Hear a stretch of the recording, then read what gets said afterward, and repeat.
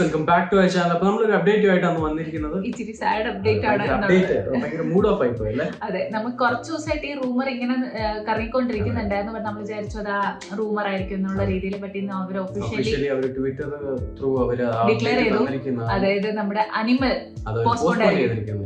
ഓഗസ്റ്റിൽ ഇറക്കാനിരിക്കുവായിരുന്നു. നമ്മുടെ ഒരു ചെറിയൊരു പ്രോമോ ഉണ്ടായിരുന്നു, അടിപൊളി സംഭവമായിരുന്നു. അതെ, അത് നമ്മളിങ്ങനെ വെയിറ്റ്, കാരണം അന്ന് തന്നെ കുറെ മൂവീസ് റിലീസ് ആവുന്നുണ്ട്. അതായത് ബോളിവുഡിൽ തന്നെ ഒരു വൻ ക്ലാഷ് ആണ് നടക്കാൻ പോകുന്നത്. 3 മൂവീസ് ആയിരുന്നു ആ സമയത്ത് റിലീസ് ആവുന്നത്. അതെ, നമുക്ക് ഒന്ന് നമ്മുടെ ഓ മൈ ഗോഡ് ആണ്. ഓ മൈ ഗോഡിനെ പറ്റി ഇപ്പം അറിവും കാര്യങ്ങളും ഒന്നുമില്ല.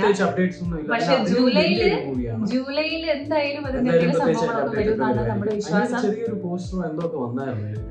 അത് കഴിഞ്ഞിട്ട് പിന്നെ നമ്മുടെ ക്ലാഷ്, നമ്മുടെ ഗദ്ദർ 2 നമ്മുടെ അനിമൽ ആയിരുന്നു. അതായത് നമുക്കറിയാം Gadar 2 is a sequel part. നമ്മുടെ എല്ലാം നമ്മുടെ ഗദ്ദർ 22 വർഷം മുമ്പത്തെ ഒരു ഗദ്ദറിന്റെ ഒരു സീക്വൽ പാർട്ടാണ് ഇപ്പൊ ഇറങ്ങാൻ പോകുന്നത്.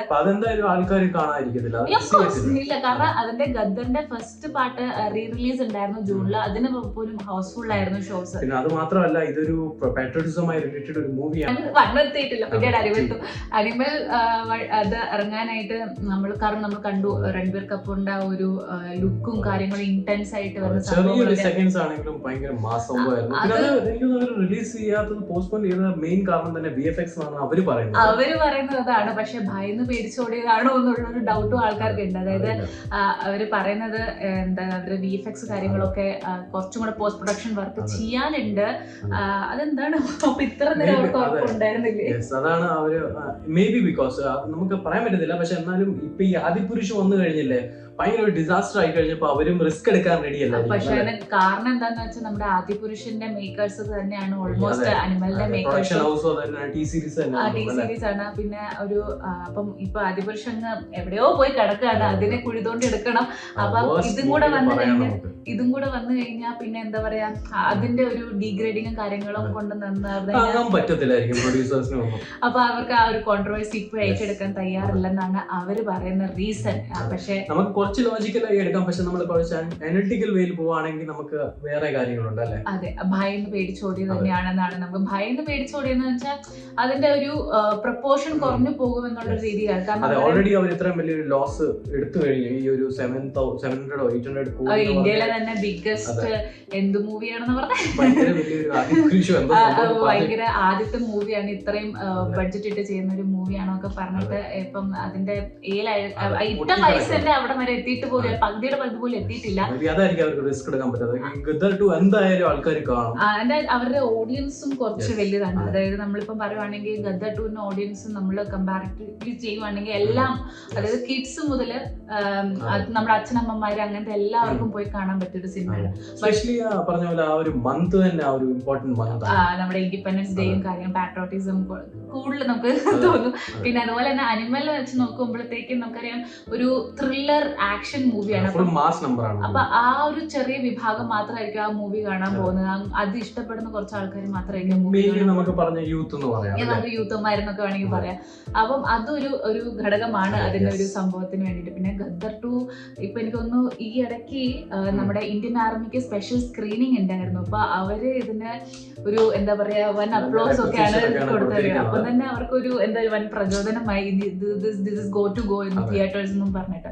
അപ്പം ഇതൊക്കെ വെച്ചിട്ടാകാം. പിന്നെ ഇതിനൊരു മെയിൻ സംഭവം ഒന്നും കൂടെ ശ്രദ്ധിക്കേണ്ടത് എന്താന്ന് വെച്ചാല് നമ്മുടെ ഗദ്ദറിന്റെ റീ റിലീസ് ചെയ്തപ്പം ജൂണിൽ തിയേറ്റേഴ്സിൽ വന്നപ്പോ അപ്പം ഈ ഒരു നമ്മുടെ ഗദ്ദർ 2 ഒരു ടീസർ അതിൽ കാണിച്ചിട്ടുണ്ടായിരുന്നു.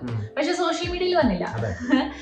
സോഷ്യൽ മീഡിയയിൽ വരാത്തപ്പം അനിമൽ വിചാരിച്ചു ഗദ്ദർ 2 ആദ്യം ഇടും, ഗദ്ദർ 2 വിചാരിച്ചു ആദ്യം അനിമൽ ഇടും. അങ്ങനെ ഇങ്ങനെ അവർ വെയിറ്റ് ചെയ്ത് അവസാനം അനിമൽ ആദ്യം ഇട്ടു. അതായത് ജൂൺ 11 അവര് ഇടുകയും ചെയ്തു, ടീസർ ഇടുകയും ചെയ്തു. അതും പ്രീ ടീസർ ആണ്, ഫുൾ ടീസർ അല്ല. അവിടെ ഒരു ഗെയിം കളിച്ചു, ഒരു പ്രീ ടീസർ എന്ന രീതിയിൽ. അതിന് അടുത്ത ദിവസം ഗദ്ദർ 2 കയറി അവരവരുടെ ടീസർ ഇട്ടു.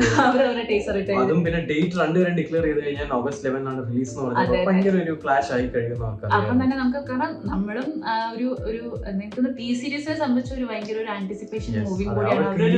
അവർക്ക് എന്തായാലും റിസ്ക് എടുക്കാൻ പറ്റത്തില്ല. ഇപ്പൊ ഇത്ര വലിയ ലോസും ഇത്ര നെഗറ്റീവ് കമന്റ്സ് ഒക്കെ വന്നു കഴിഞ്ഞാൽ അവർക്ക് ഒട്ടും ഈ ഒരു മൂവി വെച്ച് റിസ്ക് എടുക്കാൻ പറ്റത്തില്ല. അതൊക്കെ കൊണ്ടായിരിക്കും അവരപ്പം എനിക്കൊന്നും ഇവരിപ്പോഴും പറയുന്നത് ഡിസംബറിലേക്കാണ് മൂവി ഷിഫ്റ്റ് ചെയ്യണേന്നാണ്. ഡേറ്റ് ഒന്നും ഇപ്പൊ ഫിക്സ് ആയിട്ടില്ല.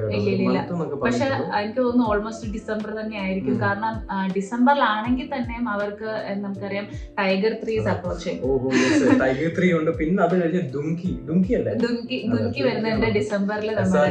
ഇതൊക്കെ എന്ന് വെച്ചാൽ ഒരു 1000 crore കളക്ഷനിൽ വരുന്ന ഒരു മൂവീസ് ആണ്, ആന്റിസിപ്പേറ്റഡ് മൂവീസ് ഒക്കെയാണ്. ടൈഗർ 3 നമുക്കറിയാം നമ്മുടെ സൽമാൻ ഖാനും നമ്മുടെ കട്രീന കൈഫും ഒരുമിച്ച് ജോയിൻ ചെയ്യുവാണ്.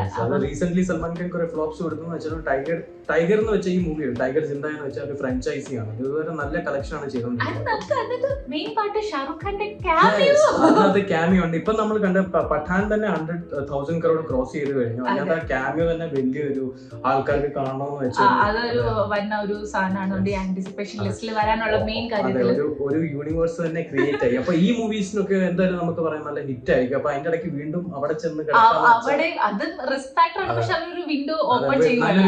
അതായത് നവംബറിലാണ് നമ്മുടെ എന്താ പറയുക ടൈഗർ 3 ഇറങ്ങുന്നത്. ഡിസംബർ എൻഡ് അതായത് ക്രിസ്മസിന് മുന്നാണ് നമ്മുടെ ദുങ്കി ഇറങ്ങുന്നത്. അപ്പം ഇവര് പ്ലാൻ ചെയ്യുന്ന ഡിസംബർ ഫസ്റ്റ് വീക്കിൽ ഇറക്കാൻ വേണ്ടി അതൊരു സോളോ അപ്രോച്ച് ആണ് ഇവര് തിയേറ്റേഴ്സിൽ ഉദ്ദേശിക്കുന്നത്. പക്ഷെ ഓക്കെ വേറെ എന്തൊക്കെ വേറെ ആ സമയത്ത് വേറെ എന്തെങ്കിലും ഇടയ്ക്ക് കയറി വന്നാലോ നമുക്കറിയില്ല. പക്ഷെ നമ്മള് പ്ലാൻ ചെയ്യുമായിരുന്നില്ല. ഈ അതായത് നമുക്ക് സൗത്തിൽ നിന്ന് ഒരു മൂവി ഉണ്ട് August 11th നമ്മുടെ ചിരഞ്ജീവിയുടെ നമ്മുടെ ഭോലാശങ്കർ അത് നമുക്ക് ഒരു കുറച്ച് ആന്റിസിപ്പേഷൻ ഉള്ള ഒരു മൂവി തന്നെയാണ്. രൺബീർ കപൂറിന്റെ ഒരു ബീഡഡ് ഒരു മാസ് ലുക്കിൽ തന്നെ അതിന്റെ കുറച്ച് ഷൂട്ടിങ്ങിന്റെ കുറച്ച് പിക്ചേഴ്സ് ഒക്കെ ലീക്ക് ആയിട്ടുണ്ടായിരുന്നു. നമ്മളിങ്ങനെ രൺബീർ കപൂറിനെ മിക്കവാറും ഈ ലവ് സ്റ്റോറീസും ഇങ്ങനെ ഒരു മാസ് നമ്പറിലൊക്കെ മസാല നമ്പറിലൊക്കെ കണ്ടിട്ടുള്ളൂ. അപ്പൊ മാസ് നമ്പർ ഇതുപോലത്തെ ഒരു മാസ് നമ്പർ ഫസ്റ്റ് ടൈം ആയിരിക്കും നമ്മുടെ ഡയറക്ടർ രവി സർ ചെറിയ ക്ലിംസ് ആണെങ്കിലും 27-28 മില്യൺ വ്യൂസ് ഉണ്ട്. അപ്പം നല്ലൊരു ബെനിഫിഷ്യൽ നല്ലൊരു മൂവി ആയിരിക്കും.